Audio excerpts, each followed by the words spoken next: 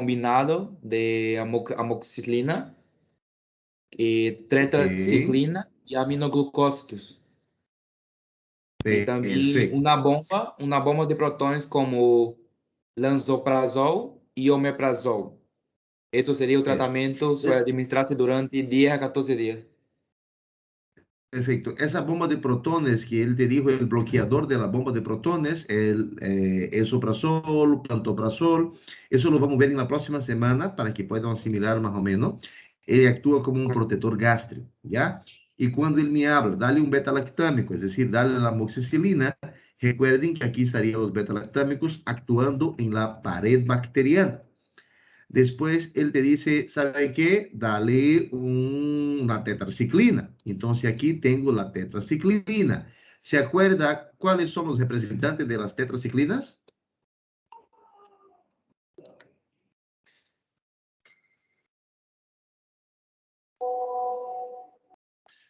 Doxiciclina Doxiciclina o e terramicina, ¿ya? doutor.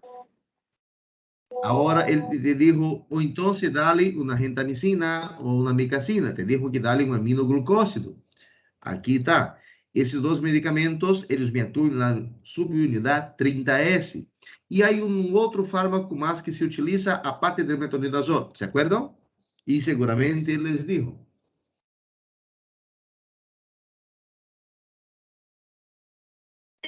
Nada? Leite de magnésia. Qual foi, doutor? Não? Não, não, não. De antibiótico. Normalmente para gastrites le associamos. Ahorita déjame mostrar acá. Gastrites. Flexiona. Qual foi Para que você falou? gastrites le associamos 2 a 3 fármacos. Ustedes tienen ese libro, ya les pasé a ustedes por si acaso, ¿no? Doctor Bruno, Resumen, la mayoría de los gastritis generalmente es por producido por H. H. pylori. pylori, ¿no? No, ni siempre. La H. pylori es una bacteria que puede estar ahí, que puede producir su patología, ¿no? Pero ni siempre es. Gastritis, pues. A ver, déjame buscar con calma acá. Dame un segundito. No está acá, ahorita en otro va a estar. Senhor, que preguiça.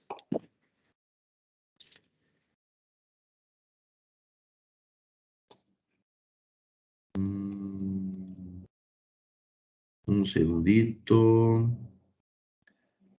Glaucoma, gonorrea. Si no hay acá, ahorita le busco en otro manual de Bolivia para mostrarles, ¿ya? Un segundo.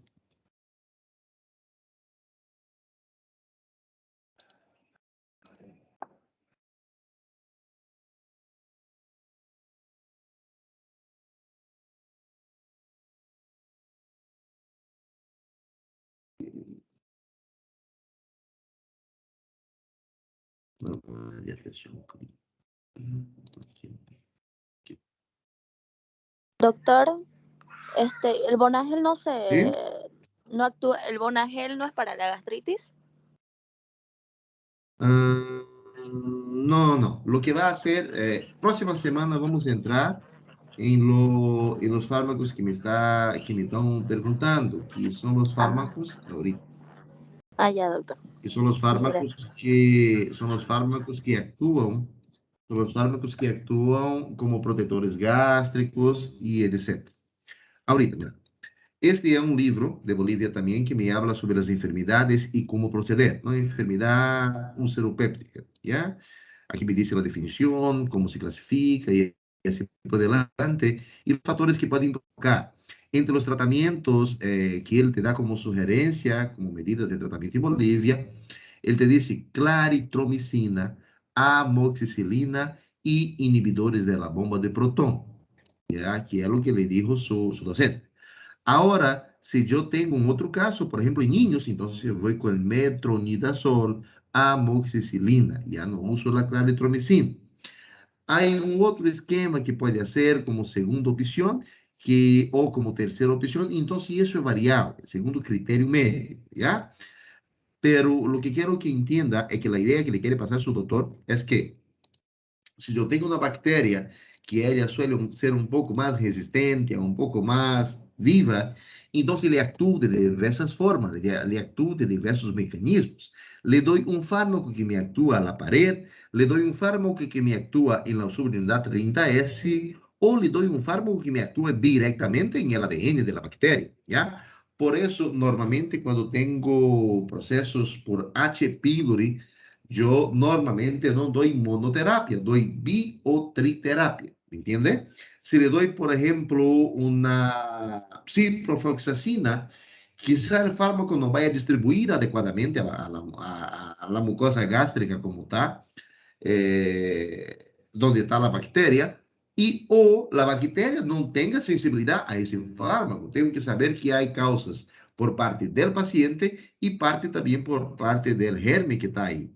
Más o menos entendió, por eso se hace monoterapia o triterapia, o biterapia o triterapia. Difícilmente en una gastritis le vas a hacer monoterapia, ¿ya? Si te das cuenta, por ejemplo, él me dice para darle una moxi, pero también me dice, dale una clindamicina, dale una gentamicina, dale un otro medicamento más junto para poder facilitar su tratamiento y ser un poco más efectivo. ¿Me entienden esto? Sim, doutor. Sim, doutor. O nada todavía. Sim. Ya. Doutor, De toda uma- forma, próxima semana vamos a entrar en digestivos y ahí le voy a reforzar un poco más sobre las patologías y una de ellas es la producida por Helicobacter pylori. ¿Qué pregunta más tiene? Doctor, tengo una pregunta. Usted ponía un fármaco en la plataforma y quería saber si igual podemos hacer la tabla, si tenemos que hacer. Sí, doctor, igual, hay que ir adelantando para no perder tiempo, ¿ya? Y por si acaso Ya, termino la clase hoy y ya le voy a pasar más fármaco, ¿ya? Lo que les ya, decía a doctor. ustedes en la práctica, ¿no? Es que, y perdón a algunos grupos que no he pasado la práctica como debería esta semana, lo que les adelantaba es que ahora me voy a necesitar temas desde el primer parcial, me voy a necesitar temas desde farmacología 1, entonces tiene que reforzar mucho más su dedicación a farmacología. Ya cuidado para no tomarse de sorpresa de nuevo con un examen con preguntas complicadísimas y poco tiempo para hacer y ustedes tienen que entender 50 hojas de resumen porque no le va a dar tiempo. ¿Ya? Vayan adelantando su vida. ¿Está bien? Doctor, Dígame. doctor, es para usted, ¿Cómo?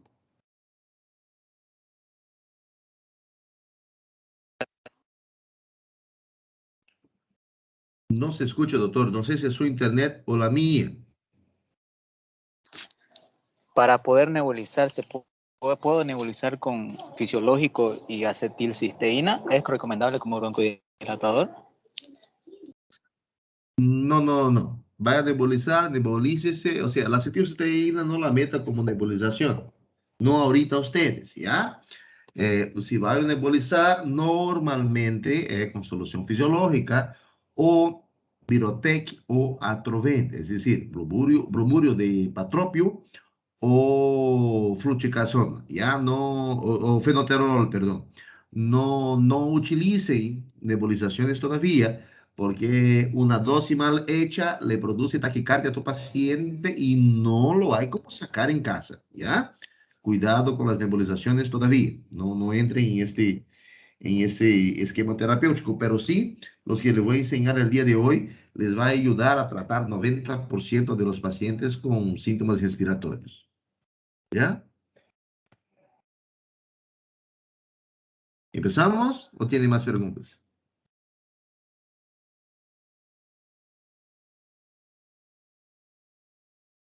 Bien. Por si acaso, doctores, esta semana ¿ya? Yo voy a trabajar directamente del Goldima y Hilma, ¿ya?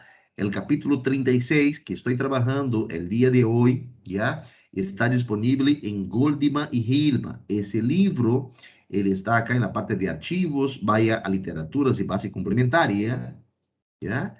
Y aquí va a estar el libro de Goldima y Hilma, ¿ya? ¿Por qué estoy trabajando ese tema aquí?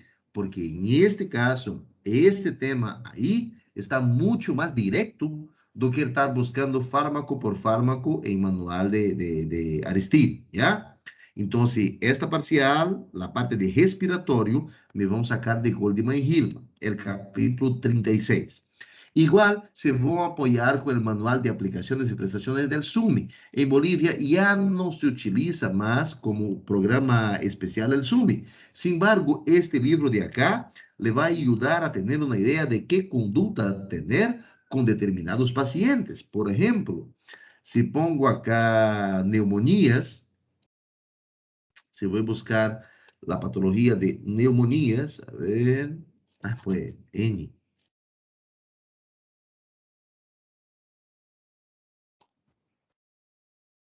Yo tengo neumonía por estafilococos, neumonía por aspiración, neumonía por pseudomonas, neumonía tal, neumonía no grave. Si voy acá, por ejemplo, a la neumonía no grave.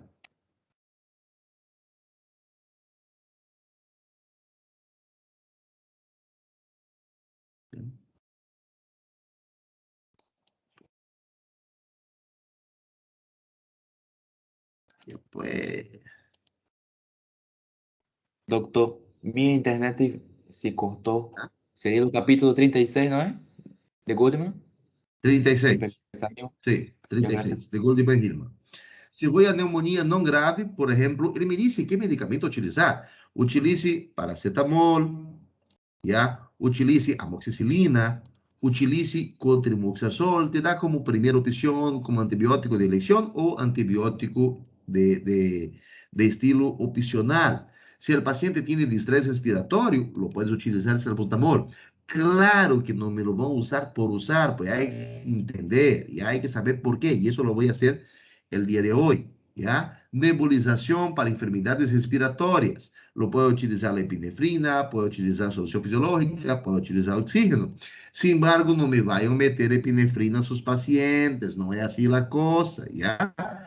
Esto es base a criterio médico, ¿ok? Pero eso te da una línea de qué hacer o cómo no hacer. Por ejemplo, una neumonía por estafilococcus, una neumonía bacteriana, cuando hay empiema pulmonar, hay pus dentro del pulmón. Entonces ya hay algo que tengo que ir un poco más fuerte, ¿ya? Eso le va dando al menos una línea de cómo proceder, ¿ok? No es su guía referencial por si acaso, ¿está bien? Ok, ¿empezamos o tienen preguntas?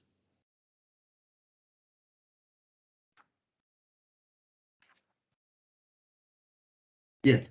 Como criterios principales para empezar esa clase de hoy, doctores, les recomiendo recordar un poquito sobre las vías de administración de los fármacos. Es importante saber que yo tengo la vía enteral, la vía parenteral, la vía tópica y la vía inhalatoria. Cuando yo hablo la vía enteral, significa que va a entrar o va a actuar en todo el decorrer del trato digestivo del paciente, desde la boca hasta la parte del ânus. Yo puedo poner fármacos por vía enteral. Significa si doy por la boca para que el paciente degluta, es vía oral. Si le pongo bajo de la lengua, es vía sublingual. Y si le pongo directamente en el recto, en el ano, es vía rectal. Esto es una de las formas de administración de los fármacos. También tengo la vía parenteral, que es decir, hay que perforar, hay que pasar la pared del cuerpo, y la pared es la piel del paciente. Se le voy a meter directamente en vena, endovenosa, intramuscular, subcutánea, intradérmica, peri e intradural. Esas dos de aquí es más para anestesia. La intradérmica la realizo y la hago más para ver pruebas de hipersensibilidad. Por ejemplo, con la penicilina benzatínica la hago la previa prueba de hipersensibilidad de forma intradérmica. Oh, perdón, la BCG, perdón, ¿ya?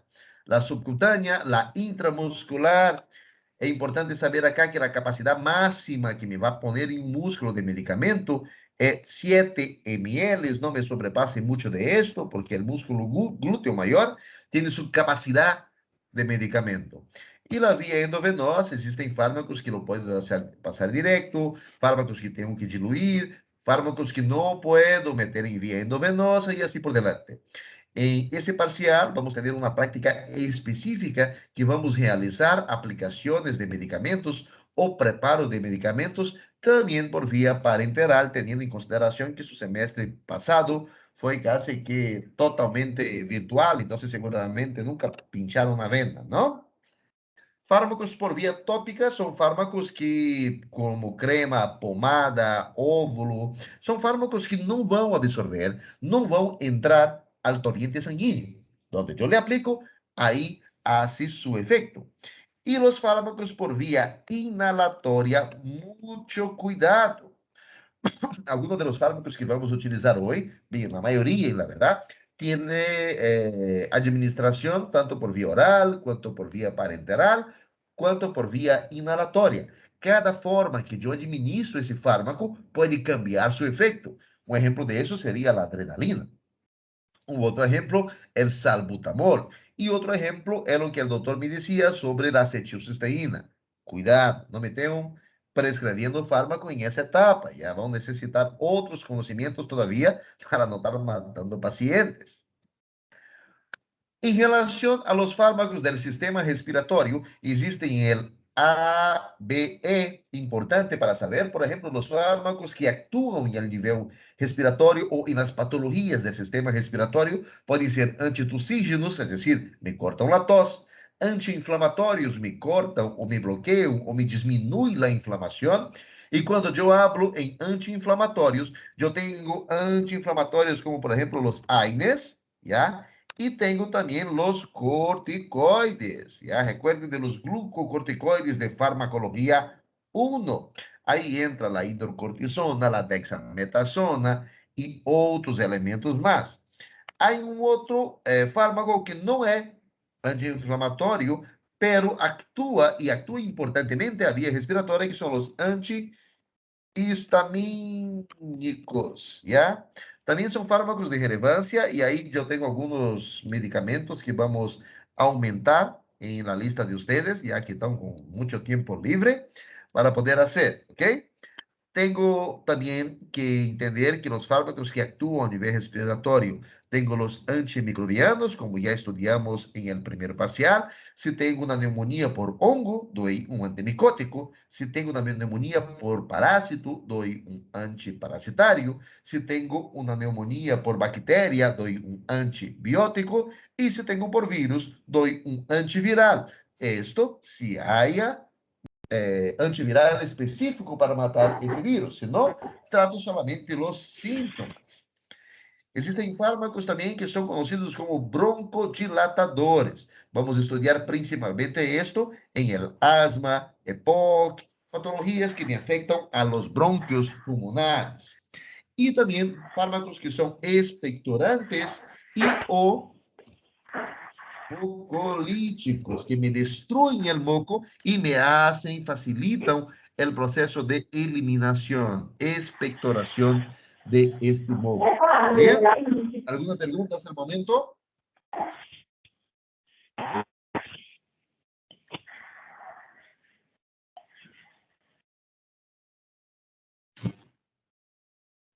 Ok, seguimos entonces. Bien. Por si acaso, para que no me lloren diciendo que nunca escucharon esto, y hay los del grupo de ayer que me quedé en deuda con ustedes, fíjense muy bien acá. Yo tengo una población celular, esta población, déjame ponerlo para exponer F5.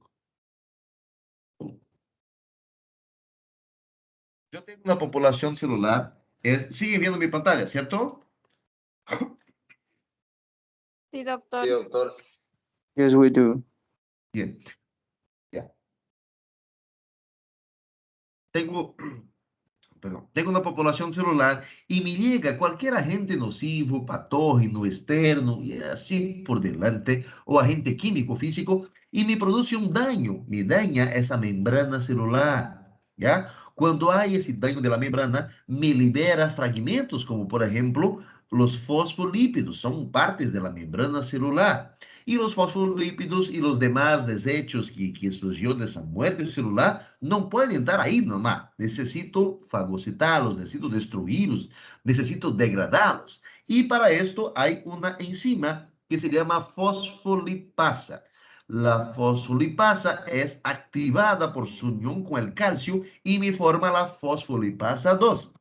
La función de la fosfolipasa 2 es degradar ese fosfolípido. Recuerden que asa significa enzima que va a degradar, destruir, decompor. Entonces la fosfolipasa 2 me degrada ese fosfolípido de membrana y me genera el ácido araquidónico. Es un ácido como cualquier otra molécula química en el cuerpo y ese ácido puede sufrir alteraciones o sufrir efectos por otras moléculas que lo van a transformar también. Ahí entran tres nombres importantes: la ciclooxigenasa 1, la ciclooxigenasa 2 y la lipooxigenasa. Por si acaso, cuando yo hablo ciclo 1 o ciclo 2 o lipooxigenasa, ¿no? No quiere decir que sea solamente de un tipo, existen varios. Entonces, la ciclooxigenasa 1 me actúa, ¿no?, en el ácido araquidónico y me genera prostaglandinas protectoras. Y de esa protección me va a actuar en la mucosa gástrica, en el riñón, en la plaqueta, en los vasos sanguíneos. Y cuando yo hablo en actuación de la mucosa gástrica, principalmente estoy hablando de la estimulación para producción de moco, ¿ok? La COX-2, a su vez, ella se encarga de las prostaglandinas proinflamatorias que me van a avisar al cuerpo: mira, cuerpo, hay un problema, hay una lesión, hay algún elemento que me está dañando acá. Y las prostaglandinas proinflamatorias también son hermanitas de los tromboxano A2. La función de los tromboxano A2 es producir o promover la agregación plaquetaria. Ya las prostaglandinas proinflamatorias, yo tengo varios tipos de prostaglandina y entre ellas me genera dolor, rubor, calor, tumor, pérdida de la función y aumento de la permeabilidad vascular. Todo eso de la tetrada de Celsius. Si tengo una actuación, no de la ciclooxigenasa, pero sí de la lipooxigenasa, esta enzima me va a actuar ante el ácido araquidónico y me va a hacer la quimiostaxis, es decir, me va a llamar los leucocitos, me va a producir leucotrienos, ¿ya? Las interleucinas. Y ellas lo que van a hacer es viajar por la circulación, decir, ¿sabe qué, médula ósea? Necesito segmentados porque tengo una infección bacteriana. Y vienen los segmentados. ¿Sabe qué, médula ósea? Necesito eosinófilos porque tengo una infección parasitaria. Él manda y me vienen los eosinófilos para combater los parásitos. Y así por delante. Ese proceso, doctores, ocurre con o sin infección en el cuerpo, porque todo el tiempo las células están muriendo por una apoptosis natural. Entonces, lo que va a pasar es que constantemente hay producción del ácido araquidónico. Sin embargo, si esa degradación, si esa destrucción de células se torna mayor, ¿ya? Es obvio que me va a aumentar todo ese proceso de acá. Y ahí, ¿quién va a actuar más? Pues las prostaglandinas proinflamatorias o la lipooxigenasa, dependiendo del grado de infección o inflamación tenga mi paciente. Para que recuerden de su semestre anterior, si le doy a ese paciente un ejemplo, si receto el paracetamol, lo que va a hacer el paracetamol es bloquear la COX-1 y también bloquear la COX-2. Por enquanto, está todo belleza, porque tiene una cierta producción de moco gástrico y me consigue superar. Pero si le doy ese fármaco por un periodo de 8, 9, 10, 15 días, el paracetamol, el diclofenaco, el metamizol, el ibuprofeno, lo que voy a producir es que me voy a bloquear por completo la producción de mucosa gástrica y eso me va a afectar al estómago del paciente y generar una úlcera péptica perforada. Eso era lo que le decía su docente. Entonces, a ese tipo de paciente, ese es un estómago, por si acaso. A esse tipo de pacientes, se necessito dar um fármaco por um largo período, ou fármacos que me vão atuar aumentando a secreção gástrica, sem ter uma boa produção de mucosa, melhor lhe dou um inibidor da bomba de protones, lhe dou um omeprazol, ou lhe dou um pantoprazol, ou um esomeprazol, ou uma ranitidina, que é um outro tipo de fármaco que vamos estudar próxima semana. Agora, existem outros tipos de fármaco que le puedo dar também a esse paciente e que me bloqueiam solamente a COX-2. Esse seria o meloxicam, piroxicam, celecoxib, que são fármacos seletivos da COX-2 e assim se classificam em relação a los AINES. Entenderam isto? Sim, doutor. Deixa eu te perguntar, o que você estava falando do piroxicam, ayer, mesmo? Sim. Ela ser prática? Sim, ayer estava falando. Então, espero que era mesmo? El piroxicam, meloxicam e el colexib, eles me bloqueiam netamente a COX-2. São fármacos que utilizo em reumatismo, em artrites, artrose, em períodos que necessito dar fármaco por um largo tempo a mi paciente. Em chikungunya, já por exemplo, que se queda os síntomas de larga plazo, incluso pode durar 2 anos, as dolores que tem o paciente. Então, seria uma boa opção, porque se le dou diclofenaco, sí o sí le voy a producir una úlcera péptica, porque no puedo pasar de 5 días con wine. ¿Me entiende? Entendi. No caso da enfermidade de estilo do adulto, também serviria? Sí, serviría también. Beleza, obrigadão. ¿Ah? Ahora, existen otras líneas que también puedo actuar. Si tengo una inflamación o una infección leve en el paciente, le puedo dar un analgésico, un AINE, y mantener esa inflamación controlada. Ahora, si el paciente ya empieza a aumentar, le contaba, por ejemplo, del caso del paciente que tiene una faringoamigdalitis, ya lleva 5 o 6 días y me está extremadamente eritematosa la faringe o las amígdalas, los pilares amigdalinos estão hipertrofiados, estão agrandados, estão com lesões, com placas, le cuesta hasta mesmo para tragar a saliva, le puedo dar um ibuprofeno? Sim, perfeito. Le dou e tenho que dar-lhe um analgésico e anti-inflamatório da mucosa. Sin embargo, se quiera, puedo dar também um corticoide. E entre esses corticoides, le nombrava la dexametasona. Los corticoides tienen varias funciones, ya estudiaron eso en farmacología 1. Si no se acuerdan, lo vamos a ver el sábado con los grupos de fármaco 1. Pero dentro de las acciones que los corticoides producen, ellos me actúan bloqueando la fosfolipasa A2.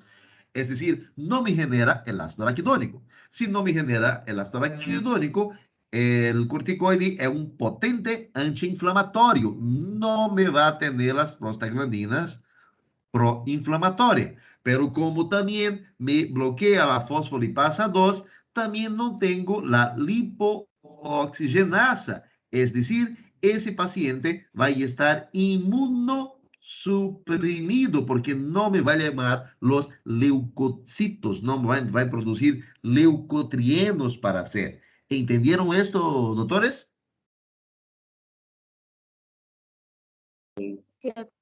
Sim, doutor.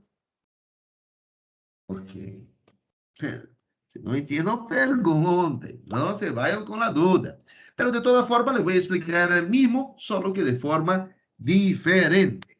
Tengo mi población celular, mi piel recibe una lesión. Cuando recibe la lesión, cuando voy, me chuncho, me pincho, le doy una cuchillada en alguien, ¿qué es la primera cosa que la persona dice? Ai. Ay, ¿no ve? Y ese ay que dice la persona es porque siente dolor. Y para que sienta el dolor, doctores, el mismo mecanismo que les estaba mostrando hay que hacer. Y eso en cuestión de segundos. Pero para que haya ese dolor, existen elementos químicos que también actúan, no son solamente esa cascata del ácido araquidónico. Existen sustancia P, existen serotonina, existen varios elementos que están ahí. Por ejemplo, yo tengo algunos elementos, las prostaglandinas, lo que les decía, tengo también la bradicinina y tengo la sustancia P. Llega por varios mecanismos, por varios estímulos, esa señal eléctrica, esa señal me va a viajar y llegar hasta la médula y me va a dar la respuesta de qué acción tengo que hacer. Cuando él viaja hasta allá, cuando viaja hasta allá, por ejemplo, el pepto relacionado al gene de la calcitonina actúa en el vaso sanguíneo. Y ahí adivina quién es el show, el potasio. Vayan a buscar en fisiología qué efecto hace el potasio en una célula. ¿Ah? Después, la sustancia P me avisa que hay dolor, pero también me manda señal, me llega alguna señal de algún lado, ¿no? Y dice, ¿sabe qué? Mastocito, hay un problema. Alguien me está afectando, alguien me está haciendo daño a la célula. Necesito ayuda. Entonces el mastocito libera unos gránulos que tiene dentro de su interior y eso se llama histamina. Y lo que va a hacer la histamina es potenciar el efecto de la respuesta. Y eso me va a seguir mandando hasta que usted le retire el dolor o le acalme el dolor que tiene el paciente. Así creo que se quedó más fácil para entender, ¿no?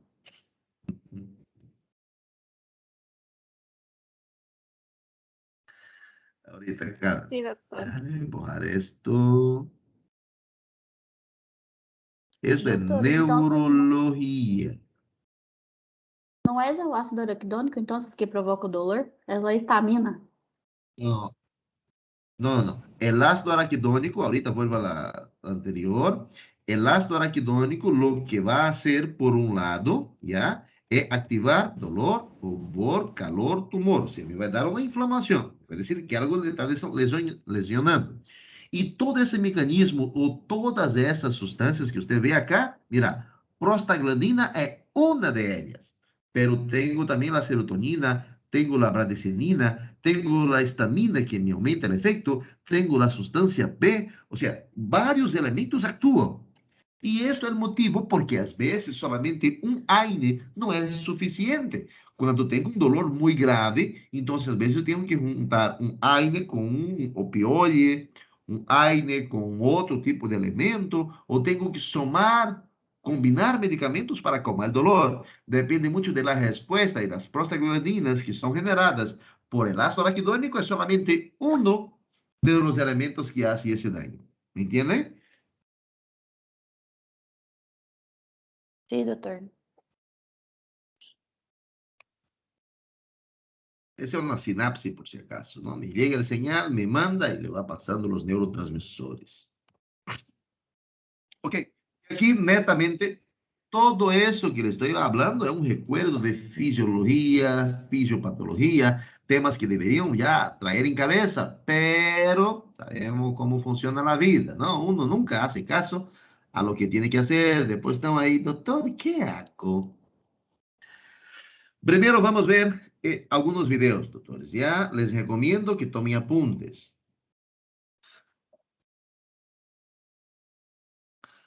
En relación a los temas que le estoy pasando, doctores, por si acaso le estoy pasando, reforzando a temas con teórica y práctica, teniendo en consideración que esa práctica de esa semana lo voy a considerar como si estuviera pasando todo junto, ¿ya? Porque a un grupo he dado, a otro grupo no pude dar, al otro grupo tampoco, ¿ok? ¿Escuchen el audio? ¿Sí? Sí, Una música de fondo. Sim, Sim, doutor. doutor. Ya, perfecto. La tos es una expulsión súbita de aire desde los pulmones a través de la epiglotis a una velocidad sorprendentemente rápida. Comparada con una pelota de tenis golpeada a 50 millas, 80 kilómetros por hora, o una pelota de béisbol golpeada a 85 millas, 136 kilómetros por hora, La tos es más rápida, con una velocidad estimada en 100 millas, 160 kilómetros por hora. Con semejante fuerza, la tos es el mecanismo que utiliza el cuerpo para despejar los conductos respiratorios de agentes irritantes indeseados. Veamos las cuerdas vocales antes de la tos. Para que la tos aparezca, varios acontecimientos deben tener lugar de manera consecutiva. Utilicemos un agente irritante no deseado, como el agua, en la entrada de la tráquea para desencadenar el reflejo de la tos. Primero, las cuerdas vocales se abren considerablemente, permitiendo así que pase más aire hacia los pulmones. Luego, la epiglotis cierra la tráquea y simultáneamente los músculos abdominales y de las costillas se contraen aumentando la presión detrás de la epiglotis. Con el aumento de la presión, el aire es expulsado violentamente, lo que provoca un sonido respiratorio anormal a medida que éste avanza velozmente a través de las cuerdas vocales. El aire expulsado rápidamente desplaza el agente irritante, haciendo posible respirar cómodamente de nuevo.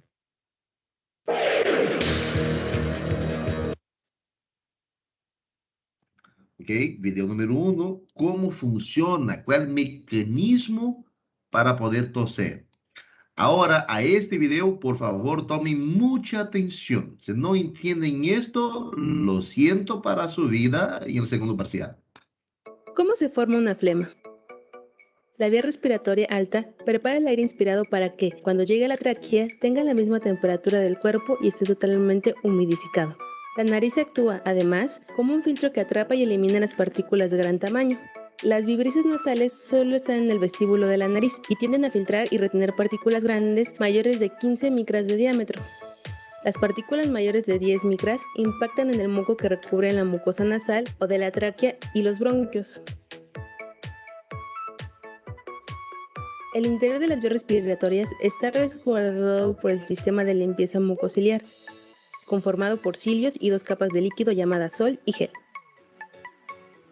Cada célula epitelial contiene unos 250 cilios, que en el microscopio parecen pelitos cortos, que se proyectan desde la superficie de la célula y cada uno mide de 2 a 5 micras de longitud. Este sistema atrapa virus y bacterias que afectan el organismo y también partículas tóxicas o no, como el polen, la ceniza, polvos minerales, esporas de hongos y partículas orgánicas. El moco viscoelástico está formado principalmente por agua del 95 al 97%. Los individuos sanos producen unos 100 mililitros diarios de moco.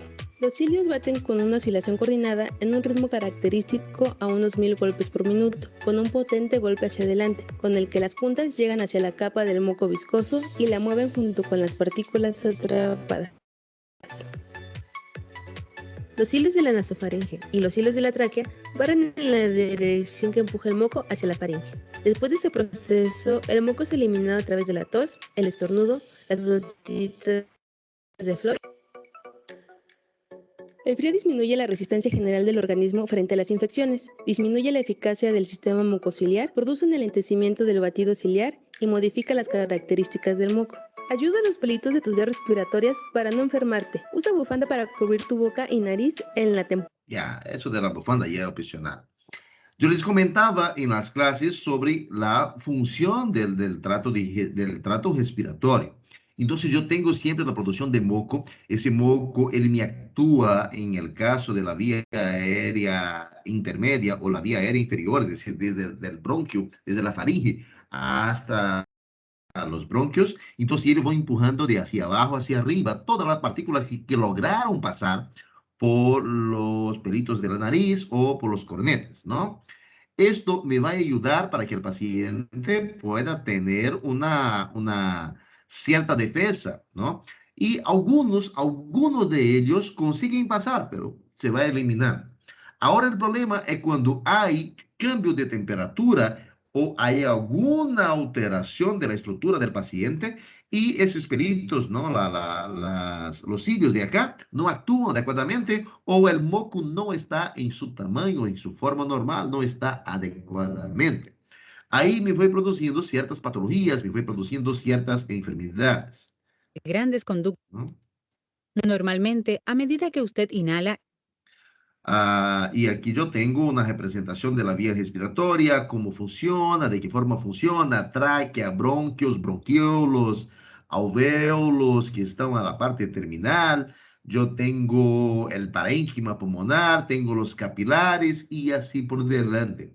Para que el paciente pueda respirar y tener un buen intercambio de aire, de oxígeno por CO2, hay que tener un diámetro específico de una micra entre los capilares y el espacio alveolar. Si ese diámetro es mayor o si hay alguna alteración que me bloquea, entonces clínicamente el paciente tiene un aumento de CO2 en el cuerpo y una disminución de oxígeno. Cuando hablo de CO2, el dióxido de carbono. Existen algunas partículas, algunas sustancias que consiguen pasar, vienen y se colocan, se quedan acumuladas en ese espacio respiratorio. Para esto vienen los macrófagos y lo que vamos a hacer es fagocitar, sacar, destruir ese moco que estaba por ahí o esa partícula que estaba por ahí. Eso de forma normal para los que consiguen pasar. Y cuando es exageradamente, el sistema tiene que generar una inflamación, una respuesta inflamatoria mayor para poder quitarle, para poder sacar y evitar que el paciente se enferme. Yo tengo acá la representación del revestimiento del bronquio. Yo tengo la parte muscular, que es un músculo liso que puede contraer o broncodilatar. Y tengo la parte de las células internas del bronquio. Y esta parte un poco más rosadita es la parte del moco, ¿no? Las células de mucina que hay en la parte del bronquio. Quando há um processo inflamatório, quando aumenta um processo patógeno, então, clínicamente, o paciente tem dificuldade respiratória, tem disnea, tem tos, todo como um mecanismo para tentar sacar. El asma, la enfermedad respiratoria aguda relacionada con una hiperinflamación del bronquio, me va a generar siempre alteraciones a nivel del bronquio del paciente. Recuerden que hace un segundo vimos un bronquio normal, ¿ya? Con ese diámetro, con ese grosor, él me va inflamando y me va cerrando, me va broncoconstricción. Y cuanto mayor sea el problema, mayor va a ser la broncoconstricción. El moco, que debería ser un poco más líquido, acaba siendo más espeso. Entonces dificulta más para que pueda salir o tener una expiración adecuada el paciente. Si hay una alteración de los bronquios, tengo que actuar, tengo que broncodilatar el paciente y vamos a hablar un poco más sobre los fármacos para utilizar en las bronquitis o las neumonías o las asmas que pueda tener el paciente. Ahorita le estoy dando una revisión general de todo por si acaso. La tuberculosis o TB es una de las enfermedades infecciosas más antiguas y comunes. Se cree que cerca de 1/3 de la población mundial está infectada con TB. Por fortuna, solo cerca del 5% de estas infecciones progresan a una enfermedad activa. Se dice que el otro 95% de las personas infectadas tienen una infección latente o inactiva, no desarrollan ningún síntoma y no transmiten la enfermedad. La tuberculosis es causada por una bacteria en forma de bastón o bacilo llamada Mycobacterium tuberculosis. Una infección se inicia después de la inhalación de micobacterias presentes en gotitas de aerosol vertidas en la atmósfera por una persona con una infección activa. El proceso de transmisión es muy eficiente, ya que estas gotitas pueden permanecer en la atmósfera durante varias horas y la dosis infecciosa es baja. Se necesitan menos de 10 bacilos para iniciar la infección. Una vez en el pulmón, las bacterias se encuentran con la primera línea de defensa del cuerpo, los macrófagos alveolares. Las bacterias son ingeridas por los macrófagos, pero logran sobrevivir en su interior. La internalización de los bacilos desencadena una respuesta inflamatoria que atrae a otras células de defensa a la zona. En conjunto, estas células forman una masa de tejido llamado granuloma, característica de la enfermedad. En su etapa inicial, el granuloma tiene una porción central de macrófagos infectados que están rodeados por otras células del sistema inmune. A medida que se desarrolla la inmunidad celular, los macrófagos cargados de bacterias son asesinados, dando como resultado la formación del centro gaseoso del granuloma. Las bacterias se vuelven inactivas, pero pueden permanecer vivas durante décadas. Esta infección contenida se conoce como tuberculosis latente y puede persistir a lo largo de la vida de una persona sin causar ningún síntoma. La fuerza de la respuesta inmune del cuerpo determina si una infección es detenida aquí o avanza a la siguiente etapa. En las personas sanas, la infección puede detenerse de forma permanente en este punto. Posteriormente, los granulomas sanan dejando pequeñas lesiones calcificadas. Por otro lado, si el sistema inmune está comprometido por fármacos inmunosupresores, infecciones por VIH, malnutrición, envejecimiento u otros factores, las bacterias pueden reactivarse, replicarse, escapar del granuloma y extenderse hacia otras partes de los pulmones, causando tuberculosis pulmonar activa. Esta reactivación puede ocurrir meses o incluso años después de la infección inicial. En algunos casos, las bacterias pueden propagarse hacia otros órganos del cuerpo a través del sistema linfático o el torrente sanguíneo. Esta forma generalizada de la enfermedad de la TB, llamada TB diseminada o TB miliar, ocurre con mayor frecuencia en los más jóvenes, los más ancianos y en aquellos con infección por VIH. Por lo general, En relación a este video, me gustaría que ustedes fíjense bien ahorita en esta imagen, ¿ya? Yo tengo la vía respiratoria del paciente, el bacilo me ingresa o cualquier otra partícula, doctores, me ingresan por acá, ¿ya? Y a veces no llegan a producir síntomas respiratorios superiores, o sea, estornudo, resfrío o algo, rinorreia, a veces no llegan a producir. En el caso del bacilo, él me viene directamente a la parte pulmonar. Y aquí es independiente si tenga buen filtrado ciliar o no, porque el bacilo tiene una mayor potencia para penetrar y él va a penetrar y va a llegar a la parte respiratoria.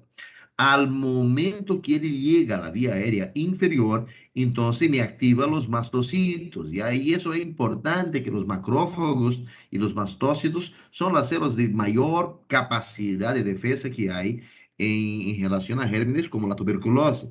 Y lo que vão hacer es fagocitar, tragar, engolir el bacilo. Si el paciente tem una buena respiratória, significa que vão conseguir atrapar, ¿ya? Y lo van a mantener ahí. Pero me baja la inmunidad del paciente, las bacterias van a ganar la pelea, van a multiplicarse más y me van a generar signos y síntomas y, consecuentemente, la enfermedad. Em relação à tuberculose, existe um diagnóstico importante que se chama sintomático respiratório. Uma pessoa que tem tos com expectoração maior a 15 dias, ¿ya? Tos úmida maior a 15 dias se denomina sintomático respiratório. E eu tenho que fazer um estudo chamado baciloscopia. Estamos terminando a parte dos videos. Pulmonar obstructiva crónica. EPOC, outro tema importante.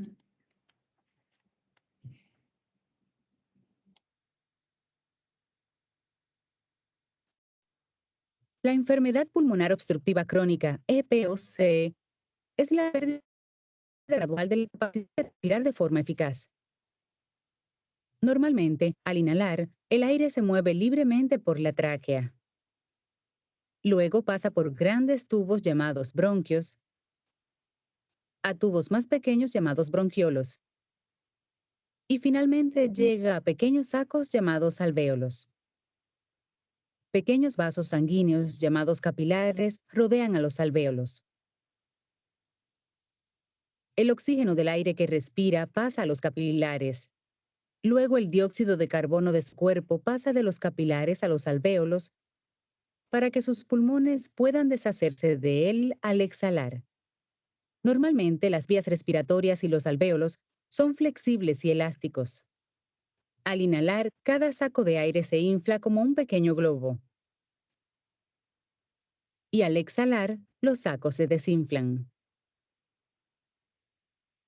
El tabaquismo es la principal causa de la EPOC.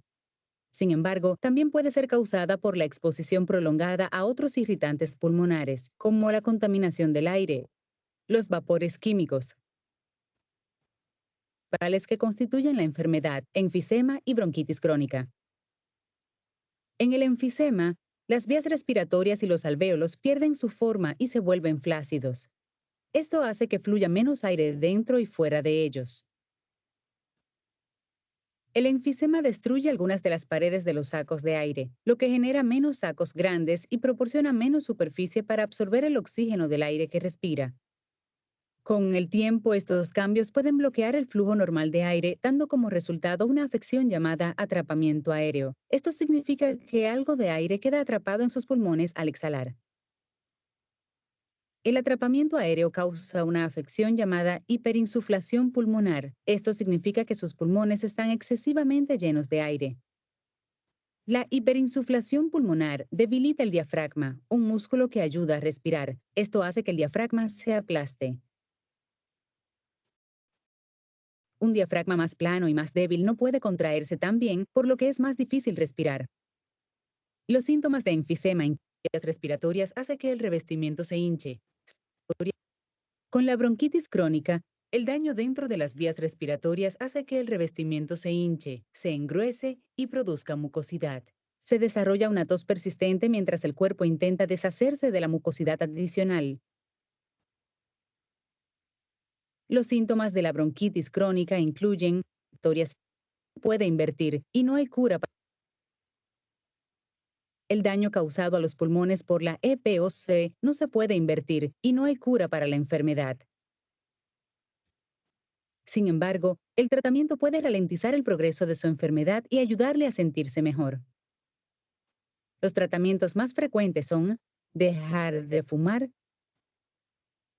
uso de medicamentos inhalados para abrir las vías respiratorias y reducir la hinchazón, antibióticos para la bronquitis causada por una infección bacteriana, oxigenoterapia para los pacientes con EPOC avanzada y niveles muy bajos de oxígeno en la sangre, y cirugía, como una bulectomía o cirugía de reducción de volumen pulmonar para eliminar los alvéolos que no funcionan.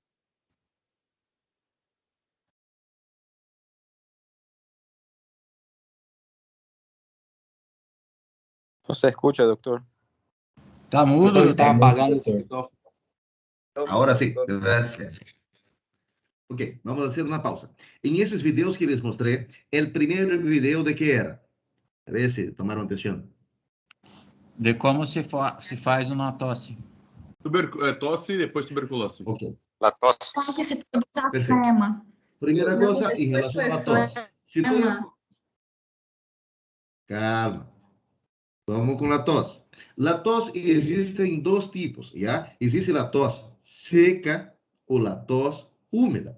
Se eu estou falando de la tos seca, é quando tenho uma substância irritativa que está localizada, seja química ou seja física, que está localizada ou está molestando a mucosa do paciente. Em especial, eu tenho vários receptores e quimioreceptores que estão localizados na parte da faringe, na parte da laringe, ou em toda a parte da tráquea. ¿Ya? E o que vai passar é que se eu tenho uma tos por 1, 2, 3 dias, significa que essa substância sigue aí, ou esse humo, essa partícula sigue molestando. E o paciente vai tentar seu ato reflexo para expulsar essa tos.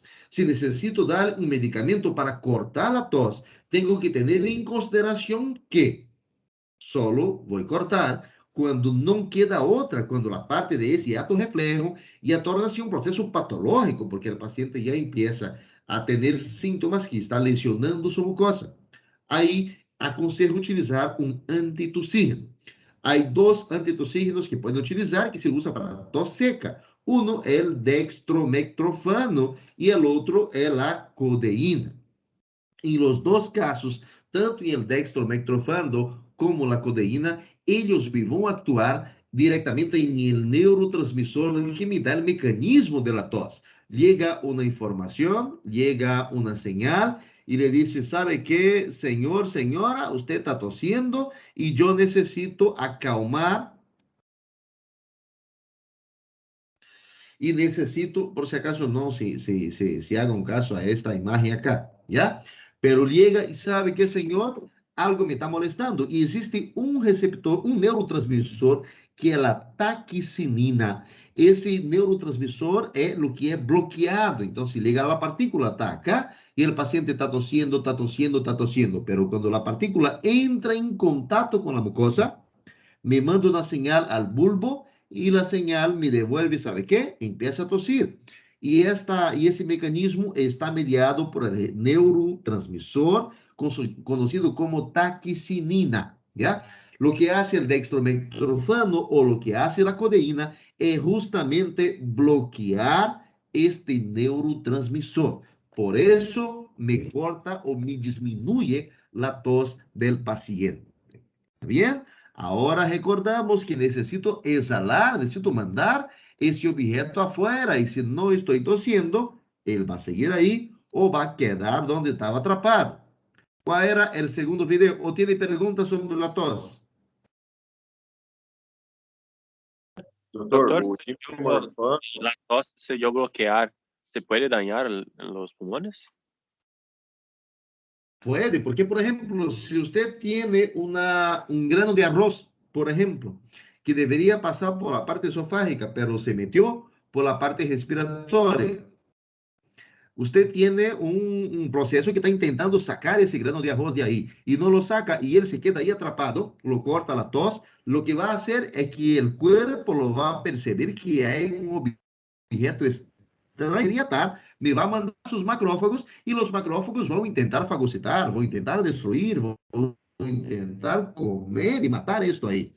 O por otro lado, me puede generar una inflamación, infección localizada, ¿ya?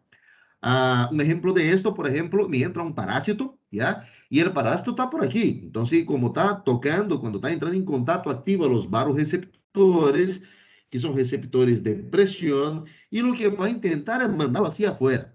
Si no consigue, porque le dice un antitussígeno, le dice algo que va a bloquear ese efecto, entonces me puede quedar atrapado y el parásito va a entrar con mucho más facilidad. ¿Ok? Por eso existe un tiempo. No me van a cortar la tos así de la nada. ¿Eh? Mínimo, tenga un día o 2 días, dependiendo de cómo está el paciente. Si el paciente está con tos y empieza fiebre, entonces puede ya tener una infección. No es solamente una tos por un objeto extraño, es un patógeno, es algo que está ahí adentro. ¿Ya? ¿Y para la tos seca, doctor? Perdón, ¿y para la tos húmeda? Ah, ya, bien. Cuando tengo un proceso de tos húmeda, recuerden que yo tenía en el segundo video que hablaba justamente del sistema mucociliar, ¿no? Que vuelva a mi compra.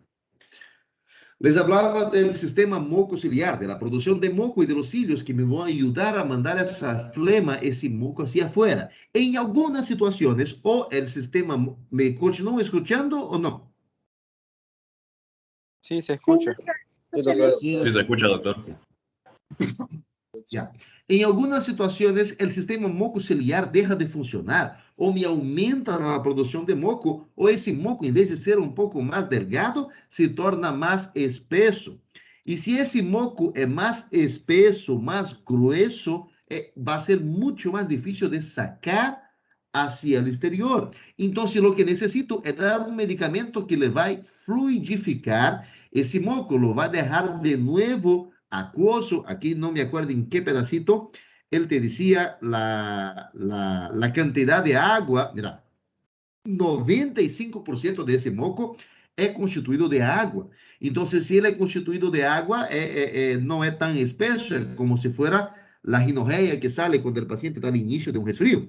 Cuando tengo una producción de moco exagerada o se queda atrapado ahí, entonces tengo que entrar con mucolítico expectorante, o sea, mucolítico expectorante. Y ahí tengo 3 fármacos que son más utilizados. Uno de ellos es la bromexina.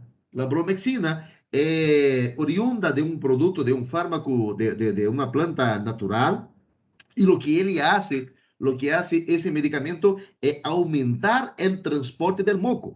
Ella reduce la viscosidad de ese moco, lo deja un poco más acuoso y también actúa activando la función de ese epitelio ciliar. Lo da un boom, un plus para que trabaje mejor. Entonces el paciente va a conseguir eliminar el moco.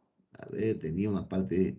Va a conseguir eliminar el moco más adecuadamente por dos mecanismos. Uno, lo deja más líquido y otro le activa la función de ese barrido. ¿Ya? Bromexina actúa así. La ventaja de la bromexina es que ella no me produce tantos efectos a nivel cardíaco. Entonces, si tiene un paciente con problemas cardíacos o con históricos de infarto, históricos de arritmia cardíaca, mejor utilícele la bromexina. ¿Hasta qué hora es nuestra clase? ¿18:40? ¿O qué hora termina? Sí, doctor, 18:40. Sí, doutor. 18:40. Doutor Bruno, Ok. Le voy a explicar más Ambroxol y el otro más y están liberados, ¿ya? Dame 5 minutos más. Listo, doctor. Ya. Otro medicamento que podría utilizar para los mocos cuando el paciente tiene tos húmeda o etcétera, sería el Ambroxol. El Ambroxol actúa como un mucolítico expectorante y su función, su actuación, y la verdad, es activando las células seromucosas. Ellas no actúan tanto en los pelitos, en los cilios, que en las células ciliares, pero sí actúan activando las células seromucosas que producen ese moco para que me produzca más moco, más espeso, o sea, más líquido, y intenten fluidificar el que ya está ahí. A veces el moco se va quedando más grueso, y entonces el ambroxol lo que hace es actuar produciendo un moco más líquido para poder mezclarse con el otro. También favorece la expectoración, porque aclara, lo hace con que el moco que ya estaba ahí vaya degradándose y tornándose más líquido.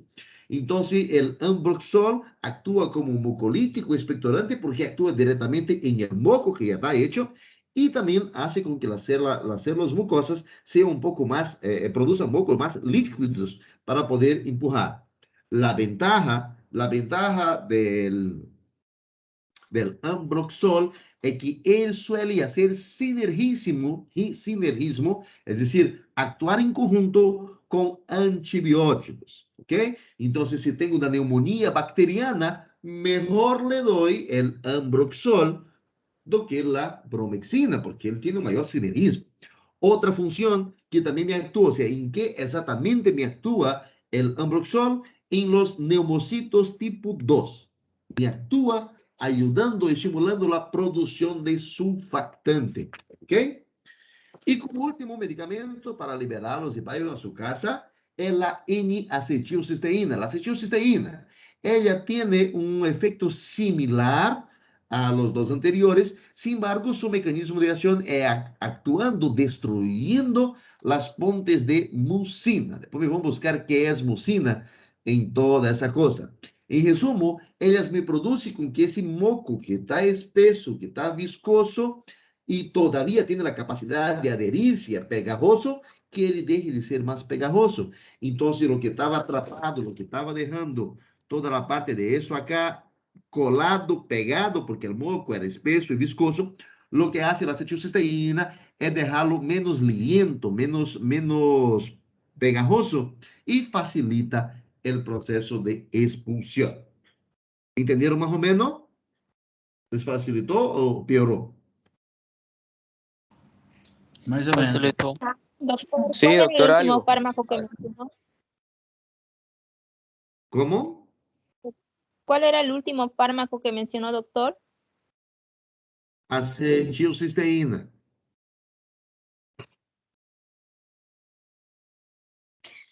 Ô Bruno, sobre o Ambroxol, ele ativa a produção, além dele ativar a produção do moco, qual que é a outra função mesmo? Actúa en los neumocitos tipo 2, estimulando la producción de surfactante. El surfactante es un elemento que no permite el colapso pulmonar. ¿ya? Entonces, si tengo un paciente con una neumonía que tiene una condensación pulmonar, si el paciente está con el parénquima pulmonar, los alvéolos llenos de moco, mejor le doy el Ambroxol, ¿ya? Si yo tengo un paciente que tiene la parte de los bronquios lleno de moco, entonces ahí puedo utilizar la acetilcisteína o puedo utilizar la bromexina. Por ejemplo, para una bronquitis, yo particularmente o utilizo la acetilcisteína o utilizo la bromexina, ¿ya? Pero eso, cualquier uno de los tres puedes utilizar porque los tres actúan en el moco. ¿Está bien? Doctores, para no seguir, tiene otra clase ahorita, tengo entendido, ¿no? Doctor, ¿y para la bronquiolitis puedo usar igual bromexina? Sí, se puede, sin ningún problema.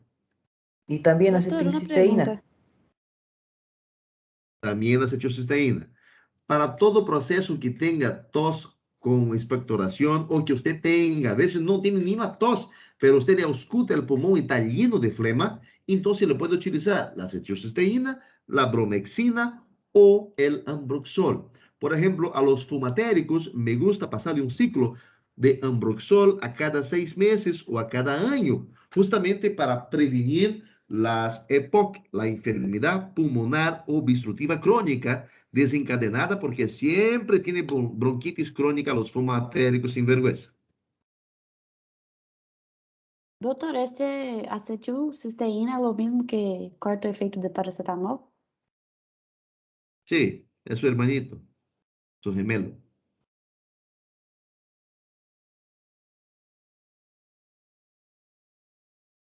¿Ok? Doctores, nos vemos en la próxima semana. Ya vayan organizándose. Para tu suerte de ustedes, no he avanzado todo lo que tenía que avanzar. Significa que me falta hartos fármacos para mostrarle a ustedes. Pero déjame darle una luz, por ejemplo, en qué problema se va a meter. Mira. Gracias, doctor. Buenas noches. Buenas noches. Pueden salir los que tengan que salir. Gracias, doctor. Buenas noches. Codeína. Buenas noches. Ya. Todos esos fármacos vamos a avanzar todavía. ¿Ya? Y después vamos a los expectorantes, los de tuberculosis y así por delante. ¿Ok? Nos vemos próxima semana. Cuídense. Doctor, Gracias. la feria. Doctor, ¿el lunes la clase es normal? Ah, próxima semana es feria, ¿no? Sí. Sí, eso quería decir. Ya, posiblemente a ver lo que va a decir la universidad. No me pasaron ninguna información. O sea, solo sé que miércoles no creo que haya clase porque 8, 9, 10 es la cosa, la actividad. Dame un segundo.